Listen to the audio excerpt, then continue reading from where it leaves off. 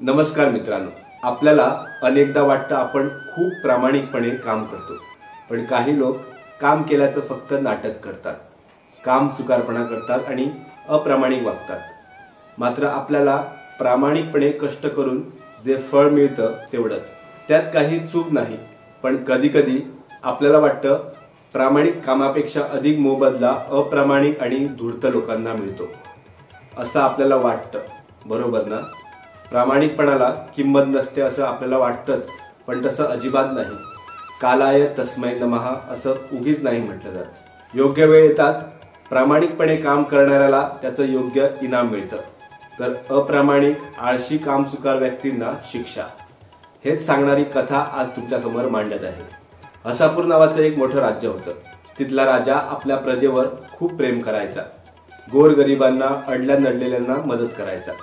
राज्यातील कोणत्याही व्यक्तीला समस्या आली तर राजा आपल्या दरबारातून लगेच मदतीची व्यवस्था करायचा।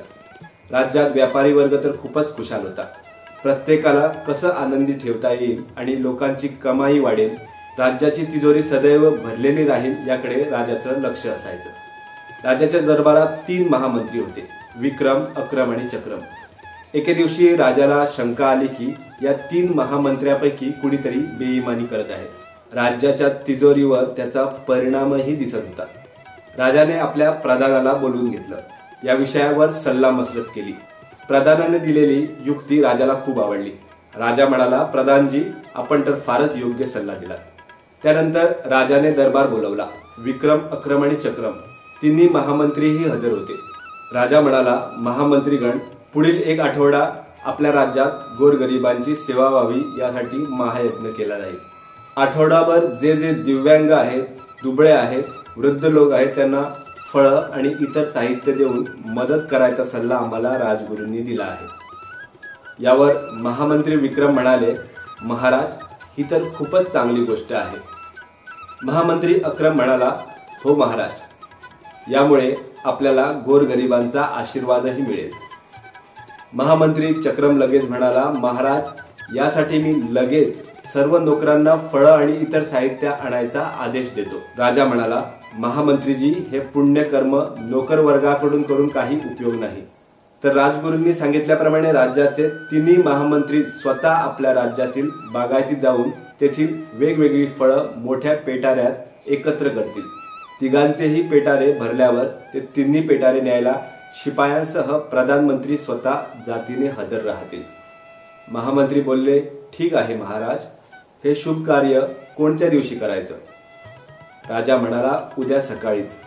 झालं। दुसऱ्या दिवशी पहाटेच शिपायांनी 3 मंत्र्यांना मोठ्या पेटाऱ्यांसह बागेजवळ पोहोचवले। तिघांनाही 3 टोपल्या दिल्या आणि शिपाई रथातून निघून गेले। 3 महामंत्री आता कामाला लागले।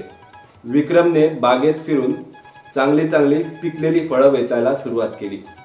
जेवढी चांगली फळं मिळतील तेवढीच तो आपल्या टोपलीत घालत होता। इकडे अक्रम समोर दिसतील ती फळे टोपलीत घालत होता। कधी चांगली तर कधी सडकी, कधी किडलेली, सुकलेली, जी दिसतील ती फळे एकत्र करून टोपलीत भरत होता। चक्रम मात्र बराच वेळ आराम करत होता।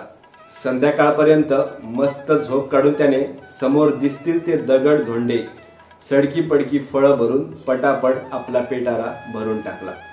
3 महामंत्र्यांनी आपल्याला दिलेले पेटारे भरले व राजगुरूंकडून दिलेल्या रेशमी मखमली कापडाने ते बांधून ठेवले। संध्याकाळी रथ आला। तिघेही आपल्या पेटाऱ्यांसह रथात बसले आणि रथ सरळ राजमहालात गेला। राजाने शिपायांना आदेश दिला होता त्याप्रमाणे 3 मंत्र्यांना आता राजासमोर उभे करण्यात आले। राजा म्हणाला, महामंत्रीगण, आपण सांगितलेली कामगिरी फत्ती केलीच असेल? त्यावर तिघेही हो म्हणाले। राजा म्हणाला, तर आपण आपल्या राज्याच्या हितासाठी या पेटाऱ्यांचा उपयोग करू शकतो। तर ऐका, आत्ता या क्षणाला मी आदेश देत आहे की या 3 मंत्र्यांना त्यांनी जमा केलेल्या फळांच्या पेटाऱ्यांसह कैदखान्यात टाकावे, 1 आठवडा डांबून ठेवावे।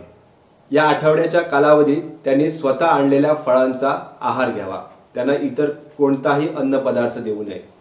शिपायांनी लगेच आदेशाचे पालन केले। आता कैदखान्यात तिघेही मंत्री आपापल्या पेटाऱ्यांसह कैद झाले होते। या आदेशामुळे चक्रमचं डोकं चक्रावलं, कारण त्याच्या टोपलीत दगड धोंडे आणि कचरा होता। तो खाणार काय? 1-2 दिवसातच तो फार अशक्त झाला. 4-5 दिवसातच भीती आणि भुकेने त्याचा जीव गेला. त्याला त्याच्या कर्माचं फळ मिळालं. इकडे अक्रमने आपल्याकडील चांगली फळं खाऊन 2 दिवस घालवले. मात्र त्यानंतर सगळी खराब फळं खाऊन त्याची तब्येत खूपच बिघडली. आठवडा संपेपर्यंत तो आजारी पडला. कामचुकारपणा आणि आळसाची सजा त्याला मिळाली होती. विक्रमने मात्र आरामात आठवडा पूर्ण केला. त्याच्या इमानदारीमुळे त्याला कसलाही त्रास झाला नाही. राजाही त्याच्या इमानदारीवर खुश झाला. विक्रमला बढती देऊन त्याचा सत्कार करण्यात आला. मित्रांनो, गोष्ट कशी वाटली ते नक्कीच कमेंट करून कळवा. आनंदी रहा व यशस्वी व्हा. धन्यवाद.